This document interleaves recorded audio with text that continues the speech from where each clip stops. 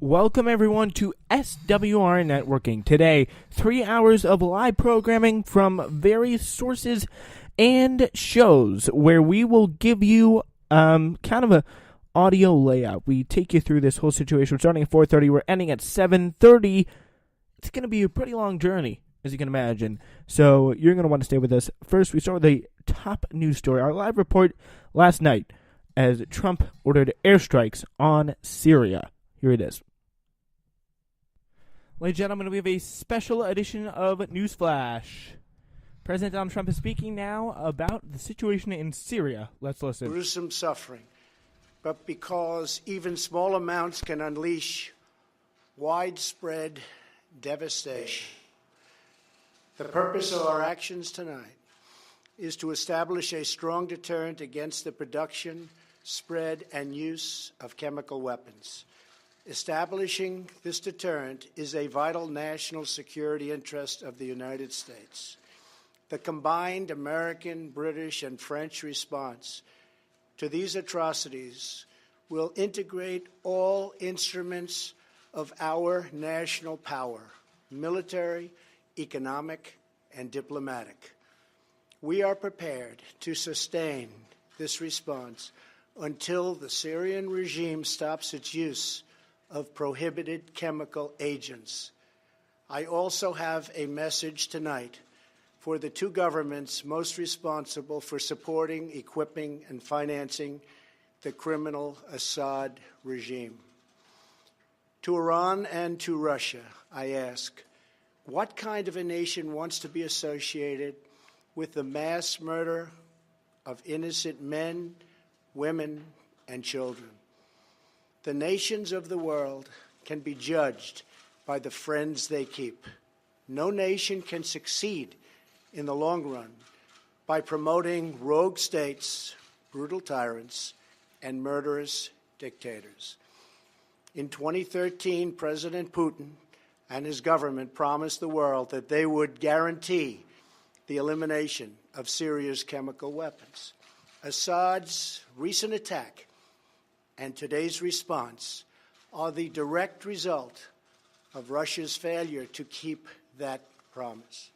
Russia must decide if it will continue down this dark path or if it will join with civilized nations as a force for stability and peace. Hopefully, someday we'll get along with Russia and maybe even Iran, but maybe not. I will say this. The United States has a lot to offer. All right, so that is Donald Trump speaking, giving a strong message to Russia and Iran, the two main governments supporting Syria today in the Assad regime, after he has, in fact, ordered strikes officially on Syria. He said, quote, I ordered the United States Armed Forces to launch a precision strike on targets associated with the chemical weapon capabilities of Syrian dictator Bashar al-Assad. The strikes were in coordination with France and the United Kingdom. That is official. Now we go back to his speech. In Syria and Iraq has been liberated and eliminated. The United States has also rebuilt our friendships across the Middle East. We have asked our partners to take greater responsibility for securing their home region, including contributing large amounts of money for the resources, equipment, and all of the anti-ISIS effort. Increased engagement from our friends, including Saudi Arabia, the United Arab Emirates, Qatar, Egypt, and others, can ensure that Iran does not profit from the eradication of ISIS. America does not seek an indefinite presence in Syria under no circumstances. As other nations step up their contributions, we look forward to the day when we can bring our warriors home, and great warriors they are. Looking around our very troubled world, Americans have no illusions. We cannot purge the world of evil or act everywhere there is tyranny. No amount of American blood or treasure can produce lasting peace and security in the Middle East. It's a troubled place. We will try to make it better but it is a troubled place. The United States will be a partner and a friend, but the fate of the region lies in the hands of its own people. In the last century, we looked straight into the darkest places of the human soul. We saw the anguish that can be unleashed and the evil that can take hold. By the end of World War I, more than 1 million people had been killed or injured by chemical weapons. We never want to see that ghastly specter return. So today, the nations of Britain, France, and the United States of America have marshaled their righteous power against barbarism and brutality. Tonight I ask all Americans to say a prayer for our noble warriors and our allies as they carry out their missions. We pray that God will bring comfort to those suffering in Syria. We pray that God will guide the whole region toward a future of dignity and of peace. And we pray that God will continue to watch over and bless the United States of America. Thank you and good night. Thank you.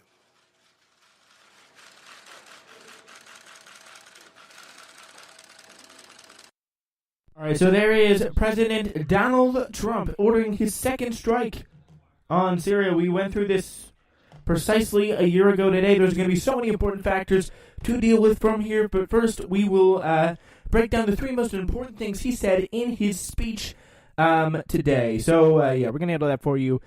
So stay right with us. Stay right where you are. You are not going to want to go anywhere. We are not going to go anywhere. So you do not need to worry about that. All right, so this is what we're dealing with. United States, President Trump is addressing the nation as military action is underway. As we know, a chemical attack took place last Saturday in Duma, Syria. The World Health Organization says about 500 people may have been affected.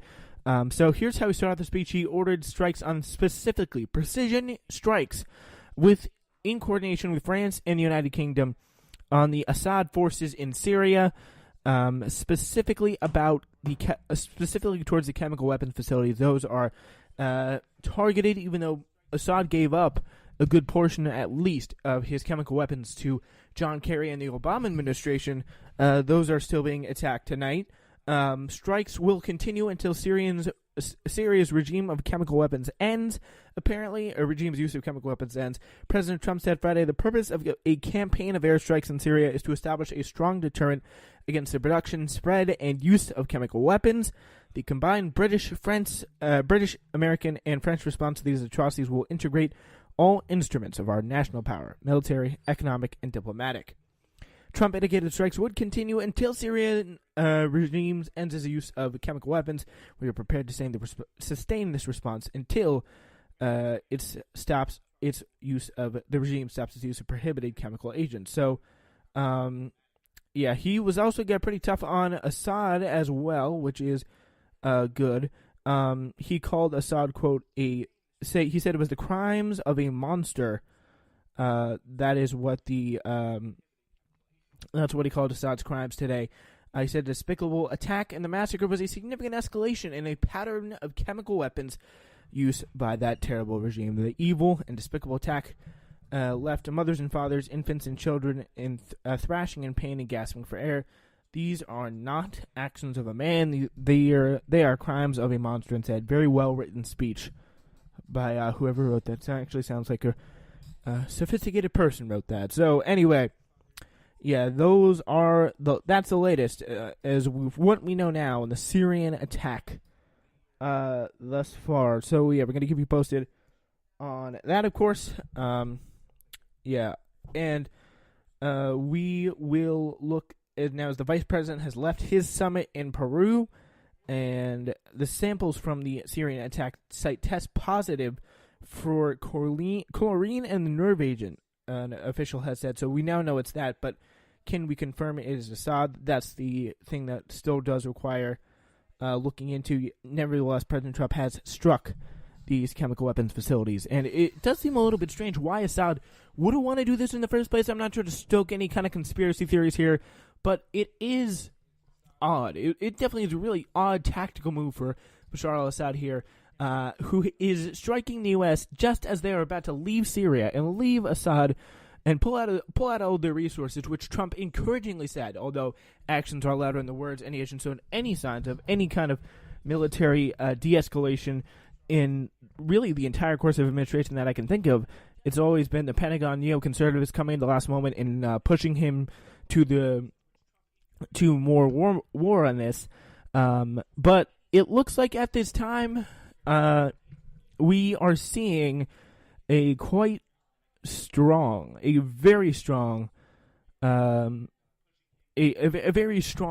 push by President Trump, both against this, and he also did indicate encouragingly, but again, as we say, we don't know until anything really happens with President Trump. You don't know what's in his head. He could change it really, frankly, at any moment.